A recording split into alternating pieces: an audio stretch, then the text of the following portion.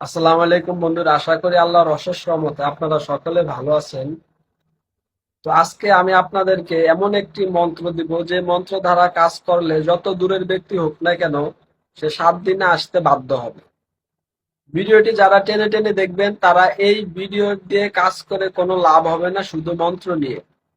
আপনি মন্ত্র নিছেন ঠিকই, যদি ভিডিওটা আপনি না দেখেন ভালো মতন তখন কোনো ফায়দা হবে না, কাজ করে কাজের রেজাল্ট পাবেন না। তাই আমাদের প্রথম আমরা যে মন্ত্র দিব এবং যে যন্ত্র দিব, দুইটা জিনিস দেখে শুনে কাজ করবেন, অবশ্যই আপনার কাজের সফলতা পাবেন। বিশ্বাস এবং ভক্তি থাকলে এই ভিডিওটা আপনার জন্য। প্রথমে আপনাকে 8 প্রকারের ঘড়ি লাগবে এবং 760টা গোলমরিচ লাগবে। একটা গোলমরিচের উপরে মন্ত্রটা একবার পরে একটি ফু দিতে হবে, এমন করে 101টা গোলমরিচে ফু দেওয়া লাগবে। এমন করে 7 দিন কাজ করা লাগবে। তারপরে প্রতিদিন 101টি করে গোলমরিচ 7 প্রকারের খড়িতে আগুন জ্বালাতে হবে এবং তার সাথে লাগবে ঘি দেওয়া লাগবে আগুনের ভিতরে, এবং আপনাকে দেওয়া লাগবে ধূপ।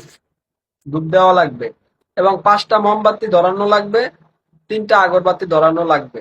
এবং সবচেয়ে বেশি প্রয়োজন হচ্ছে আপনাকে আমার মন্ত্র দিয়ে কাজ করতে হলে অবশ্যই আমার অনুমতি নিয়ে কাজ করতে হবে। আমার অনুমতি ছাড়া এই মন্ত্র কাজ করিবে না। যদি কাজ করতে পারেন তাহলে 100% ফলাফল নিশ্চিত। কাজ করতে পারলে 100% ফলাফল নিশ্চিত, এর কোনো সন্দেহ নেই। এবং মন্ত্রটা কি বলে দিচ্ছি, আর মন্ত্রর কোনো সিদ্ধির প্রয়োজন নাই, এটা সিদ্ধি মন্ত্র। ইলিং বিলিং কিলিং কর, ব্রহ্ম বিষ্ণু মহেশ্বর, ফাল্লার বেটা ফাল্লাক আমার কাছে হাজির কর। ফাল্লাক বেটা ফাল্লাককে আমার কাছে হাজির কর। আর প্রথমে বলবেন ওই ছেলের বাবার নাম, তারপরে বলবেন বেটা, তারপরে হচ্ছে ছেলের নাম, আমার কাছে হাজির কর। এটা দিয়ে ছেলেরও কাজ করতে পারবেন, মেয়েরও কাজ করতে পারবেন। নিজের কাজ নিজে করুন এবং দেখেন কবিরাজি বলতে কিছু আছে কিনা। এবং এই মন্ত্রের সাথে একটি নকশাও আছে।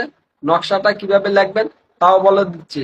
একটি রঙিন কাগজে মেশক জাফরান কালি ধারা ডালিমের ঢাল দ্বারা লিখবেন এবং ডালিমের ডালটি হতে হবে সর্বকম, একবার সর্বনিম্ন হওয়া যাবে না, বেশি হওয়া যাবে না, আপনার হাতের 9 আঙ্গুল। এবং নকশাটা এই নকশাটা লিখতে হবে।